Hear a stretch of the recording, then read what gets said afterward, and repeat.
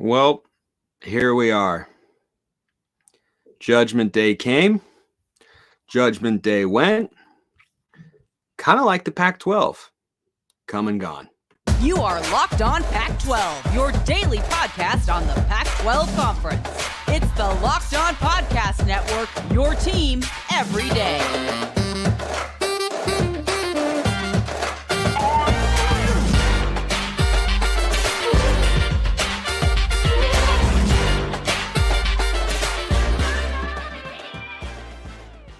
Welcome, everybody, to another episode of Locked On Pac-12. I'm your host, Spencer McLaughlin. Thank you so much for making this your first listen or your first view of the day. Part of the Locked On Podcast Network, your team every day, and your number one source to stay up to date with our conference-free, beloved Conference of Champions, school-free, institution-free. How best to phrase it? Not entirely certain.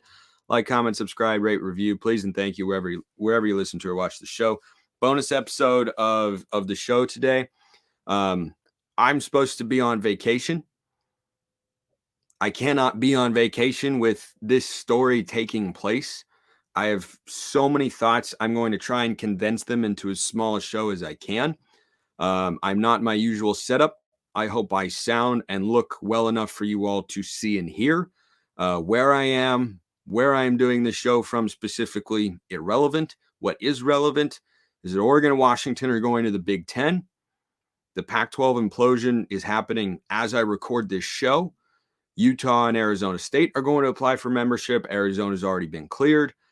And everyone else is just going to be left to the wind. My first reaction is I'm surprised, but not as surprised as I could have been.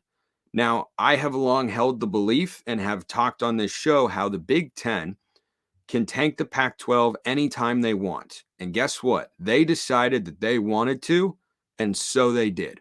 And today was one of the craziest news mornings I have ever seen. I have not seen decisions that affect hundreds, if not thousands of people at these schools and millions of people elsewhere changing the wins in the sales for one movement picking up and then another one picking up every 10 minutes to 15 minutes. By the hour, we had 4 different conflicting reports about what was going to happen. The Pac-12 at one point looked like it was going to get a grant of rights signed. Nope, that didn't happen. It was Big Ten. When I recorded last night, when I recorded the show from earlier today, it looked like Arizona was going to the Big 12, that Oregon and Washington were going to the Big 10, and then everybody else we didn't really know, but you'd assume they'd follow suit. But who was going to move first? And then we woke up in the morning and everyone was reporting, yep, there's been a shift in the tide and the Pac-12 is going to hang on, and they are not. The league is toast. This is going to be the last year of the Pac-12 as we know it, and probably of the Pac-12 period. Because as of now, there are going to be 4 schools in it, and that's not enough. And I just don't see. I'll get to what's next later. But off the top reactions here, I think this stuff stinks. Spencer, you're an Oregon fan. You should be happy. Why? Well, because your team's going to have relevance and your team's going to have money and all this sort of stuff. Oregon could have been relevant in the Pac just fine. Oregon's got plenty of money. Yeah, I understand they get more. They get assurance. They get stability in the Big Ten. That's ultimately what this came down to, which I'll get to in a sec. But make no mistake about it. I have talked about this stuff for a long time. It's interesting. It's the biggest story in the conference. In no way, shape, or form do I enjoy this. Absolutely not. I am a college football fan first, and I do not like what is happening to our sport. I don't like it. Am I still going to watch? Yes. Because I love the sport and the fundamental principle of rooting for the Ducks or whoever you root for on Saturdays, that still exists. It's still going to be there. But I do not care for this. I do not care for, and it's not because I host Locked On Pac-12, right? A number of you, which is actually very touching for me. Like, seriously, it means a lot when people reach out and say, hey, are you going to be okay? Are you going to, still have a show? What's going to happen? I'm going to figure something out. I'm not worried about any of that sort of stuff. You don't need to worry about me. I'm not going to be hungry on the streets. I'm not going to be unemployed. not going to fade out of the world of the sports talk in the sports talk realm. I'm not that's not going to happen. Okay. I can assure you of that. So that's not where my frustration comes in. My frustration comes in that I have been a college football fan my whole life, and I've rooted for this conference my whole life. And it's always been kind of an us versus the world mentality, in the sense that we have been so detached from the rest of the college football world, and we've been trying to just fight to stay relevant, and we were getting there. We were making honest to God progress. USC had hired Lincoln Riley, UCLA had Chip Kelly, Oregon and Washington were the strong brands up north. You had rising brands like Oregon State, Dion at Colorado, the Arizona schools. I mean, I didn't even mention Utah, because that's just kind of how this works. But and Utah, I think Utes fans understand that. I have just watched this conference set itself up to be in the best position possible. And now the factors that are going to take it away after this season are not ones that I'm comfortable with. I am not opposed to change. I am not the guy who opposes change to be against the masses or to be a counterculture guy. I oppose change when I don't think it is healthy for the sport, or is staying true to what makes the sport the most enjoyable product for fans. That's my objection here. I'm not sitting here telling you. I've had people send me messages, friends or people on Twitter. Also, quick note for people on Twitter sending me tweets of breaking news. I'm aware of the breaking news. Just as like a general word. But I had people say, "Oh, what about the idea of Oregon playing Ohio State, Oregon playing Michigan? What about Oregon and their cool uniforms and a whiteout against Penn State?" One of my closest friends texted me that. Dude, Oregon with cool uniforms and a whiteout at Penn State. I get that it's awesome. I also don't give, this is a G-rated show, so I'm not going to say what I actually like to say, but I don't give a rip about Penn State. I don't care, because I haven't watched Oregon play Penn State since I was 5. That's what I care about. That we as a country and as a fan base of this sport had built something that meant something to people. And now it's being taken away for greed, money, and television. And I think that sucks. I think it really sucks. I do. And by the way, this is the only show that I'm going to record for a while, because again, I was supposed to be on vacation, but I know all of you were wanting to see a show. I've been wanting to get this stuff out, so hopefully this is all going to work. But like my straight up reaction here is this sucks. I'm not a fan. I was not a fan of USC and UCLA leaving. I'm not a fan of Oregon and Washington leaving. I don't like getting rid of tradition, of history. I don't like that. It took a long time to build up. And now I want to pivot to my point of great frustration here. I am now speaking directly, to everybody, of course, but I guess that was kind of dumb. But I'm speaking emphatically to Oregon State fans and Washington State fans. And we don't know really what's going to happen with Stanford and Cal, but the Oregon State and Washington State fans, I feel so bad for them. I am being straight up with you. I texted several Oregon State friends or colleagues I know that cover the Beavs, and I just said, I'm so sorry, because that sucks. You know why that sucks? Here's why. Oregon State and Washington State, those sorts of schools exist in every conference. They're smaller, they're more remote, they're not big markets, they're not big brands, and their fans generally have an understanding of what the expectations are, of what their programs can be and what they would like them to be. And Oregon State and Washington State, for the last several years, have done nothing on the football field but make the right decisions. It started with Washington State hiring Mike Leach, and it started with Oregon State hiring Jonathan Smith.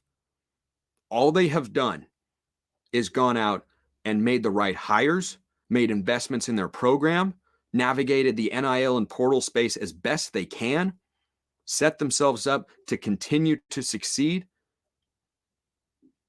And their reward is that they might get relegated to the Mountain West and put in financial turmoil within their athletic department and be playing at a lower level of competition. The only silver lining there is the highest ranked G5 champion gets into the playoff. You bet your butts I'll be rooting for Oregon State and Washington State to do that in the future, if that is in fact where they end up, and it seems like the most likely destination. But, you know, my mom is wonderful, and she has instilled many a great messages into my brother and myself that have allowed us to succeed in life. And one of them is that life is about choices, and that if you make good choices in life, you will give yourself a better chance for success. So that is a fundamental value of mine in everything that I do. What happens to me, what happens for me or against me, it's a reflection of my choices. If people flame me because of a bad opinion, I chose to make that opinion. If I get blowback because I said something that maybe I shouldn't have, thankfully I haven't had that situation. That's because of a choice that I made. And that applies to my personal life as well. It's about choices. And Oregon State and Washington State have made the right choices, and they're going to be punished in all likelihood. I hope that that doesn't happen. But that's the way it seems. There has been no indication at this time that they will get picked up by the Big 12 or any other Power 5 conference. And yeah, the Mountain West is a good G5 league, but it's not the same. It's not the same. And I've watched them make good choices over the last several years. Oregon State has been undergoing a massive renovation of their football stadium. You know why? Because they care. Have I been annoyed with Beaver fans many times throughout my life? Absolutely, including for the last several months. I got a buddy who puts the score as his Twitter name every time Oregon State beats the Ducks. I get it. And yeah, it's annoying, but guess what? That's what makes it fun, that there's something on the line that is personal and indescribable and distinguishable from professional sports that you get at the college ranks that you can't get elsewhere. And that is now going to be stripped away. And it started with USC and UCLA. And look, the line of people to blame: Larry Scott, George Kliavkoff, Pac-12 presidents, Fox, USC. Those are your heavy hitters for who to blame here. I understand Oregon and Washington making the move. Financial stability, exposure, credibility, conference pedigree, everything about that.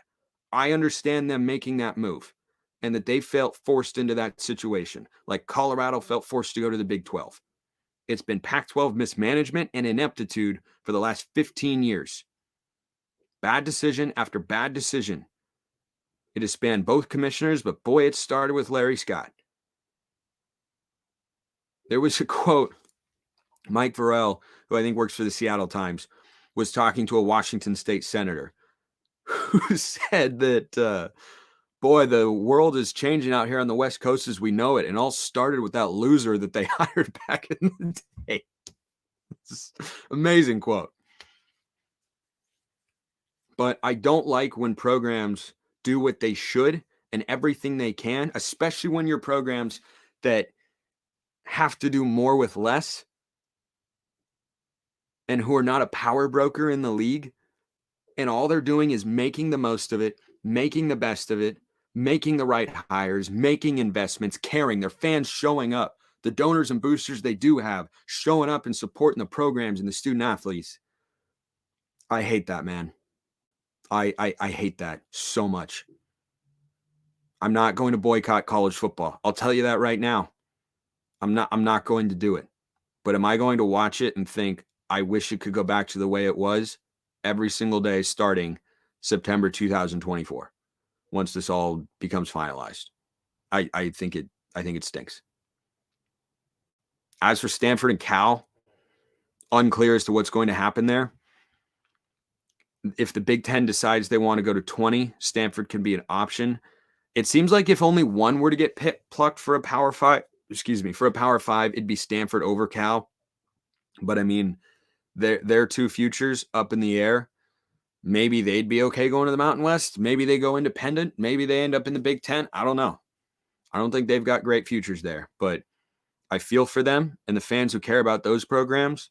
But I feel even more for Oregon State and Washington State because they didn't have a choice here. You know, Cal and Stanford could have positioned themselves better to be realignment targets given the media market that they're in, but they made the wrong decisions. They lost support as years went on, and it just felt like they were just kind of blah about athletics, so they might not be as appealing right now. But I just, the Beavs and the Cougs did what they were supposed to do. I mean, everyone's always understood it's the haves and the have-nots in college football. And Oregon State and Washington State and their fans, they understand just fine that they are more of a have-not. But you know what they've been doing? Making the most of it. And Oregon State was, a hotter team on the rise than Washington State for sure. Cougs are kind of in a nice spot. And when I watch Jake Dickert talk, first of all, I love Jake Dickert. I'm going to root for that guy wherever he goes. He's been asked about this stuff. He has been honest. He has been open. And he has also remained committed to his school. And the way that he is phrasing this entire conversation is entirely correct. Go find him on Twitter. I'm sure you can. It's not that hard. But what he is saying, I completely sympathize with and agree with. And, you know, one thing he brought up that I've thought about is what happens to the game formerly known as the Civil War and what happens to the Apple Cup. They could stick around. It's not impossible they go away, but here's the problem. They're never going to be the same. They'll never feel the same. They're never going to be of grand importance. Washington and Washington State, several years ago, I think it was 2018 when the Cougs won 11 games with Mike Leach. Guess what? They were playing for the right to go to the Pac-12 championship game. Can't have that anymore. Oregon and Oregon State, 2009. You know what they were playing for? The right to go to the Rose Bowl. That'll never happen again. Even if the game continues, the stakes are going to be lower. And that sucks. Because the geography, the regionality, and the history have always been the factors that have made college football a different viewing product from the NFL. And we are now taking that away. Do I understand why? Of course. I get it. It doesn't mean I have to like it. You can understand something. You know, I don't need people to come in the comments section, which, by the way, probably not going to be responding to comments. There are just going to be too many. I already know. If you want to say something to me, positive or negative, I don't really care. Shoot me a message on Twitter at Smalls_55 or at LO_Pac12. DMs and mentions wide open, whatever. DMs probably the easiest way. But YouTube comments, I have a feeling this video is going to take off and get a bunch of comments and such. But that is a frustration of mine. I'm sure you can hear it in my voice right now because that's how I feel about it. But your program's set up well for success. I don't care. I get that they can succeed in the Big Ten and that there's stability and assurance, and I get that. But the totality of events that have led to this point are what are driving my frustration. That's just where I'm at. So I think that sucks. It felt like, you know, I've talked about for a while, Big Ten has the power to tank the Pac anytime they want. Here they are. They did just that. They delivered the final blow. You know, for a hot second there, it looked like the Pac was going to survive until the Big Ten got back involved. I think the Pac was going to, just by a sliver there, based on the reports, fend off the Big 12. I think they were going to do that, but they were never going to be able to fend off the Big Ten. Not once USC and UCLA left. And yeah, I mean, USC is a massive villain and deserves a lot of blame and guilt for everything that's happening and all this sort of stuff. They've orchestrated it behind the scenes and in front of the scenes. I mean, that's just the way that it has gone down. And look, I mean, it makes him a fun villain in college sports for a lot of people. It's going to be quite the season of football in the Pac-12, but yeah, I mean, I've watched this conference since I was a kid. I think it sucks. I think it really sucks. I mean, since I was, I mean, my whole life, my whole life, everything I can remember as a sports fan, it's always about the Pac. College football's always been my favorite sport. And it's why I feel so privileged and honored to have this show and others that allow me to talk about it. And I'm grateful to all of you for all that. And, I don't know what's going to happen with the show or me, but like I said, you don't need to worry about me, you know, financially, professionally. Like I'm going to be okay. All right. I promise all of you that. And I've loved doing this show. It's going to continue all through the season. So it's not, going away in the immediate future, but barring a miracle for the conference, there's not going to be a locked on Pac-12 because there's not going to be a Pac-12. So, we'll just kind of have to wait and see how that all plays out. But, I'm trying to think if I've got any other thoughts that I wanted to share. Obviously, this is a very impromptu show, just kind of live reaction and thoughts and everything. And, it's an evolving world. I get that. Changes have always been made. I'm a free market capitalist, so I understand how these decisions get made and why. It just means I don't particularly care for them. Because, Colin Cowherd had a take the other day before this news came out about, and in his rant, he included the fact that, college sports is starting to look more like the professional game already. I almost threw up in my mouth because he's right. I don't need everything to look the same. I like that I like that one sport's different from another. I like that there's a uniqueness. I like that there's a different feel. I don't need everything to be the same. I don't need every food in the world to just try and resemble a cheeseburger. I love a good cheeseburger. I eat a lot of cheeseburgers. I don't need you to take a steak and try and make it into a cheeseburger because I like cheeseburgers and I also love steak. I'm not a vegetarian if that wasn't clear, but I don't need you taking a perfectly cooked ribeye and saying, let's make this ground beef a little bit and then just kind of dress it up and make it closer to a cheeseburger. Because, cheeseburgers, they sell a lot of those and they make a lot of money and whatnot. Like, yeah, I know. I love cheeseburgers. I love the NFL. I watch the NFL, but I love college football. And college football is that steak that you're turning into a cheeseburger. I like cheeseburgers, but sometimes I just want a steak. And those two things are very different. So,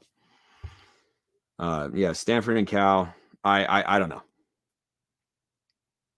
I could see every outcome from cutting the athletics department to joining the Ivy League or the Big Ten or the ACC or the Mountain West. I mean, you tell me, your guess is as good as mine. I don't have any inside information on that front, but yeah, Oregon State fans, Washington State fans today are sad, frustrated, disappointed, and angry. They didn't do anything. All they did was support their program,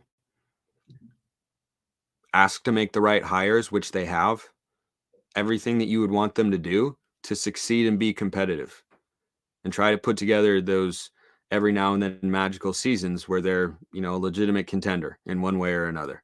And now they're just going to get, I would love for the Big 12 to pick them up. I've seen no indication the Big 12 wants to go beyond 16. So I think that sucks. It's going to be quite a year in the Pac-12. I mean, you're going to add a lot of spice, interest, and intrigue to these storylines, with all these matchups and whatnot. But I thought, talking about the Big Ten and, how I've always said they have the power to tank the Pac whenever they want. I thought it would come in the next round. But it's here, and it's because the media deal wasn't good enough, and Oregon and Washington wanted stability, security, and certainty. And I get that. They're acting in a self-interested manner. It's like the scene in Pirates of the Caribbean when the pirates take the Black Pearl and Jack Sparrow's left at the Isla del Muerto, and he's got nowhere to go but back to the British Royal Navy and then to the gallows. And he's just sitting there and he says, they've done what's right by them. Can't ask for more than that. I think that's kind of where most people are landing on Oregon and Washington is they had a better option and they took it. on the media rights front, and good for them. They get to go to the Big Ten and try to win that conference with Ohio State, Michigan, Penn State, Wisconsin, USC, UCLA, Oregon, Washington. Good luck winning that conference. It's not going to be easy. Yeah, a lot of different angles to cover this from. Like I said, this was supposed to be my vacation time, but I wanted to come on and do a show for you all. Like I said, I truly appreciate all you who have tuned in so often. You've helped me in my career by doing so, and you can continue to help by doing so. Because, like I said, this is not the last episode of Locked On Pac-12. So next week, Monday through Thursday, there are going to be shows that I taped earlier this week that are record predictions for the football season. Because that's something I can do ahead of time. That's how I did how I did it for this vacation last year, and this is just a different news cycle, and this is the way it goes. But at some point in time, I'll be back talking about this on the air. But this show in and of itself, given the internet I'm operating with, is going to take quite a while to finish and put together. But happy to do the one. Not going to do any more. Not going to do any of Locked On Ducks and such. So you guys are just going to have to be patient. This is just how it worked out. Not how I expected to plan to spend this vacation when, we planned it however many months ago. I thought this would all be wrapped up. I thought it would end differently. It obviously did not. But when the most powerful conference in America, the Big Ten, comes calling, it's kind of hard to turn them down. So that's where we landed. I just obviously I didn't prep anything to come on and do the show. Like, I put together the graphic, but I just coming on here and just sharing thoughts. So I'm just trying to make sure that I've got them all out. I hope everything goes as well as it possibly can for the schools that don't currently have a conference home, but I can't assure any of that in any way, shape, or form. So that's where we're at. I'm sure there are a lot of people gleeful today at the demise of the Pac-12. Good for you, Sparky. You won't find me being one of those people. You'll never find me being someone who'll root for the demise of a conference. I never wanted Oklahoma and Texas to leave the Big 12. Never wanted USC and UCLA to leave, but this is the world that we're in. It's about change, aggression, forward thinking, and the almighty dollar as well. And that's what it all came down to. And chickens are coming home to roost from the Larry Scott era. This is what it looks like. And yeah, I'll be shocked if the conference has a league after the season. But hey, as we all know, I've been wrong before. But I think that's as good a place as any to leave it for now. Again, I'm not going to go through the YouTube comments on this one. I just get the sense it's going to be too busy. And like I said, I'm on vacation. I'm surrounded by things that calm me down and people I enjoy being with. So that's kind of where I'm at. But Twitter at Smalls_55 DMs, share your thoughts with me. Happy to engage with you there. This will be the last show I record live for a while. So actual football content coming at you next week, starting on Monday. Appreciate everyone listening. I will see you next time. And until then, hope you have a wonderful rest of your day.